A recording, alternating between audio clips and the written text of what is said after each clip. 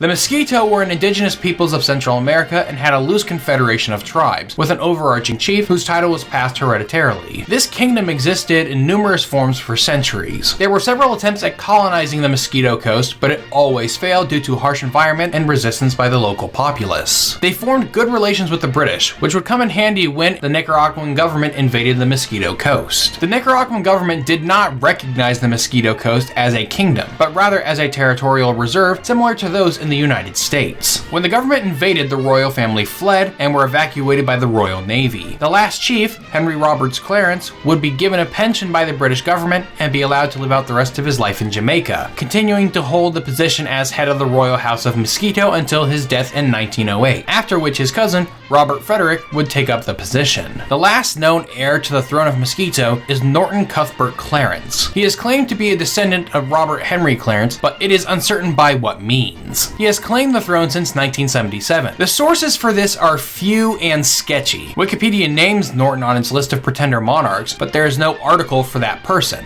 And the few sources I found outside that are kinda sketchy, one of them being a forged language post on a Facebook page. It is said that at the time he acknowledged his claim to the throne, he was the proprietor of a pool hall in a place named Pearl Key, which I couldn't find. From Mosquito, we head north to Mexico, which experienced two separate periods of monarchism. After gaining independence from Spain, Mexico was briefly an empire, with General Agustin Iturbide being crowned as emperor. However, by 1823, the monarchy was abolished and replaced with a republic. While the United States was distracted by a civil war in the 1860s, France, under the reign of Napoleon III, decided to attempt some empire building in the Americas. He took the heir of the Habsburg throne and made him Emperor Maximilian I of Mexico. When he became Emperor of Mexico, Maximilian I named the two eldest sons of Augustin I as his heirs. However, Maximilian would be overthrown and executed in 1867, putting an end to the Second Empire. The House of Iturbide has continued to claim the title of Emperor of Mexico since the dissolution of the Second Empire. Since then, members of the family have lived in exile. After the revolution that ended the regime of Porfirio Diaz, much of the royal family returned to Mexico City. Many European monarchs that lost their thrones during World War II also relocated to Mexico, and in many instances married into the former royal family. The current claimant to the throne is a man named Maximilian von Goltzen Iturbide, styling himself as Maximilian II. This guy, along with many of the monarchs I've been researching, are real difficult to find information on. He and his family are living in Australia, and they have been very successful at keeping their privacy. According to some monarchist forums I've visited, he has an address where he receives fan mail, but I can't find it.